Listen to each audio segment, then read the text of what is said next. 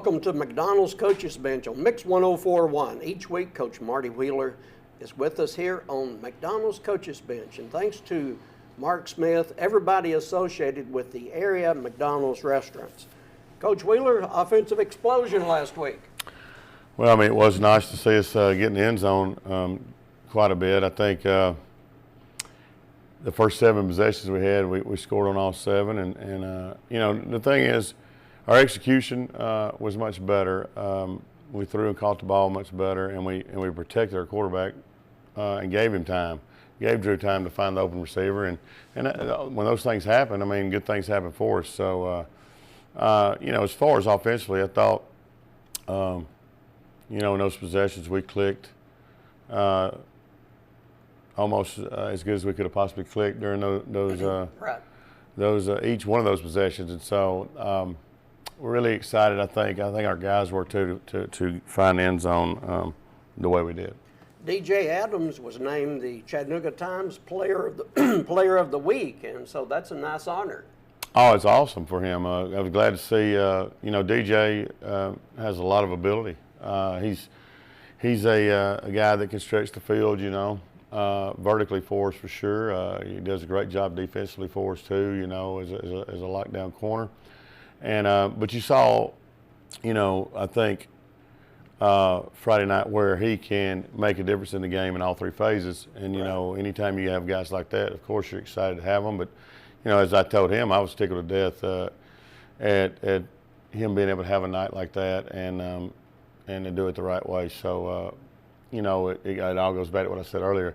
If we can give our quarterback time to throw the football and give him time to find the open receiver, I think good things happen for us. And DJ did a great job of getting open and catching the football when Drew delivered it to him. And most of those throws were right on the money. But he did a great job of getting open too. And then again in the kicking game, he made a play, a big time play there too, as well. So big night for him, big night for all of us. Yeah, that kickoff return was a thing of beauty. I mean, he weaved his way from one side to the other, turned the Jets on. The rest of it was history. So a big win for the Blue Raiders to even their record at 2-2. Of course, this program pre-recorded, and we want to thank Dale Halfaker and everybody at CHS Live for providing the studio audio for this. And thanks to Dale and all of his staff at CHS Live. They do a great job, and a beautiful new studio. If you're ever over at Cleveland High School and have a few moments, they'd be proud to show you just exactly the setup and what a great job they do. We appreciate them each week. Coach, as far as this week goes, I mean, I'm a lot smaller than your football players, but I'm happy about less humidity and lower temperatures, and I'm sure that's made practice a little bit more enjoyable for them. I'm sure there's not anybody out there that's not excited about some of the humidity drop, but you know, it's always good when you get those kind of days. You know, I'm sure that I haven't checked the weather, but I'm sure that we still have a week or 2 coming where it's going to jump back up there, and those are the days that you know, when you have these days it's great, but when you have those days, then it becomes, you know, almost like pulling teeth to get them because they get used to that kind of weather. Right. And then it's really not that hot or humid, but it feels like it is. And so I don't know. I guess that's a lot of the things that have changed over all these years that I've been into coaching. And when I played, there's a great example of you know, I don't remember ever paying attention to the weather. Actually, I remember hoping it would rain when we had practice, so it would cool things off. But you know, now it does. It makes it feel like it's a lot hotter than it really is when the temperatures bump back up in the humidity. But we're getting close to where maybe that's going to change, you know, consistently for quite some time. And heck, I'll be honest with you, not only I'm sure the players are looking forward to it. I mean, I imagine the coaches are as well. Absolutely. We'll take our first break on McDonald's Coaches Bench and be back in a moment. Segment 2 of McDonald's Coaches Bench. Coach Marty Wheeler each and every week here with us on Mix 1041. This is Terry Evans, and very happy to have Coach Wheeler with us each and every week.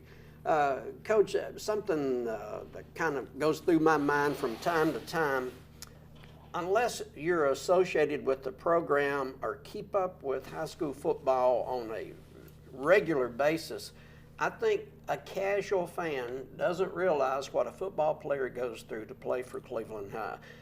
You can think about practices through the week and games on Friday night, but there's 10 other months of the year that you're a football player also. Tell us some of the things it takes to be not only talent, but just to be a member of the football team. Well, I mean, I'll be honest with you.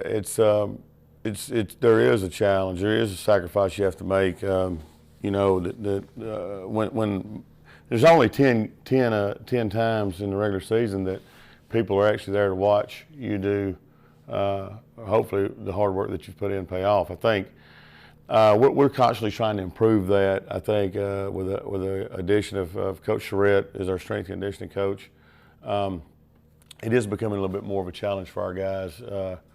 You know, but for example, we bring our guys in, you know, on Sunday and they condition after the game to try to maybe get some of the soreness, some of the other things out. Plus, it gives us, you know, a day to get the conditioning in early in the week, so we can try to get our guys' legs back up under them, you know, as we go later in the week. But, you know, we require guys to come in on Sundays and do that along with film. Mondays are always a day that you know, we're introducing the game plan, a lot of it for the coming week, and our guys it's a big conditioning day for them there as well. But, you know, also I think, though, what I'll say about when you really get the thing set up to where there's a lot of sacrifice and hard work that goes into it.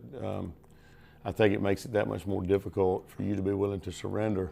You know, or maybe surrender is not the right word, but to not be ready to play and let somebody come into your stadium or even on the road and take a game away from you because of all the time and effort and the sacrifice that you've made. Let's talk a minute. You're going to face a good football team tonight. Coach Courtney, I believe is the name. He's been there a very, very long time. Kickoff up at Knox Farragut, 7 p.m. If you're going to the game, remember this is a region game, and kickoffs for region games are 7 o'clock on the kickoff, so don't get caught in Knoxville traffic and not being able to get to that nice stadium they have there. Farragut 2-2, just like you, played some good teams, and as I said, well coached. He's been there a very long time. What do you expect from the Admirals? Well, I mean, I expect that, exactly what you said. I've had an opportunity to have some conversations with Coach Courtney since I've been here. First-class individual, hands down. You don't do what we do as long as he has done it if you're not a very well coached team, and he's a very good coach. But he's a very good person too. You know, I mean, guys like that. I mean, I need to try to learn from everybody I come in contact with, one way or the other. But Coach Courtney's definitely a guy that you can learn a lot from if you just listen. You know, and those are the type of guys. When I get an opportunity to talk to them, I don't try to talk a whole lot. I try to listen to what they have to say because I think there's a lot of benefit to that. Their team will be very well coached as a unit. They don't have, not only does Coach George like anybody else. I mean, he's a great coach, but he also has great coaches with him. He's surrounded by a lot of good people, and so, and that's intentional, you know. And so, they'll be very well coached. They're very balanced offensively. You know, they have a running back. They have some running backs that can hurt you if you don't, you know, if you don't fit the run game right. Their RPO, their team runs several RPOs, which forces you to be where you're supposed to be in all layers of the defense. And they have guys that can make big plays defensively. They play extremely hard, and they're very well coached on that side of the ball. And they always have an unbelievable kicker, and the kicking game is always top notch. So they're solid in all three phases. And us going on the road there will be definitely going to be a challenge for our football team. But I mean, it's a challenge I think that we're capable of stepping up to, as long as we're able to execute, our game plan and do it the way that we want to do it as a football team. And as I say all the time, playing hard is what you want your team to do, no matter what, week in and week out. But playing hard is not just what it's all about. You can't just play hard.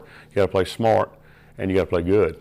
And if we play hard, smart, and good, we cover all three of those, then I think we'll be able to step up to the challenge, and we'll have an opportunity in the end to see if we can't come out on top. One more question before we go to the next break. Offensively, are they pretty much like a 50-50 run-pass team? Do they lean heavily on one side of that or the other? No, I would say best way to describe them, I think, in my opinion, is that they're well coached enough that they're gonna try to take advantage of what they feel like that the defense is giving them. If you don't stop the run, I mean, you don't have to be balanced. You know what I mean? I mean, if you don't stop the run, then you may not see very much else. But if you're able to stop the run and force them in situations where they feel like they need to put the ball in the air to move the football, they're really good at that. And then I think what you said of them is that they're very balanced on first down. That's where the RPO stuff comes in, and it's not just first down, but I mean most teams are pretty balanced on first down. But how they go about being balanced is what makes them, I think, a little bit more of a challenge to stop. And so that's what we want to do. We want to get them in situations. We need to win first down, right. And keep them from winning it. And same thing on offense. We need to win first down on offense, so that I think the more you win first down on each side of the ball, it sets you up to be more successful come third down. We'll take our final break on McDonald's Coaches Bench and come back with Coach Wheeler right after this. Once again, thanks to Mark Smith, everybody at McDonald's, bringing you Coaches Bench. Coach Wheeler, as you look back, and this is kind of hard for me to keep up with, honestly, we're coming to the halfway point of the season. It seems like you were doing 7-on-7 scrimmages against East Ham and Olduvai, and trying to get ready for kickoff, and the weather's unbelievably hot, and here we are at Game 5. Your thoughts on your football team, maybe a couple of surprises, somebody that's come along the first half of the season and maybe done more than you expected, or at least has lived up to expectations? Well, I mean, it is sort of hard to believe it's week 5, but I was having that conversation just the other day about how, I think in the last 10 years, that seems to be like I've noticed it more of making those comments. Like, I can't believe we're halfway through the season. I don't know if that's. I think it has a lot to do with the older you get. To be honest with you, preach that sermon to you, brother. But I mean, I think guys that have stepped up. I think maybe been. I don't know about surprises. May not be the right word, but like happy and pleased as a coaching staff to see them. Maybe. Do some things that we feel like they got the capability of doing. To see them actually do it, I think, is one of the best feelings you get when you're coaching. Dylan Harrell stands out, a guy who's played really well. Avery Hughes was a guy that started to see some playing time, a lot more playing time last week at wide out and on defense. I thought, I thought he did a great job. And when what people don't understand is when you got guys that do that, and to see them do it in a game is really good, but also it just makes your team better because it gives you some depth, and Avery's a good football player, so is Dylan Harrell, and they both can give us,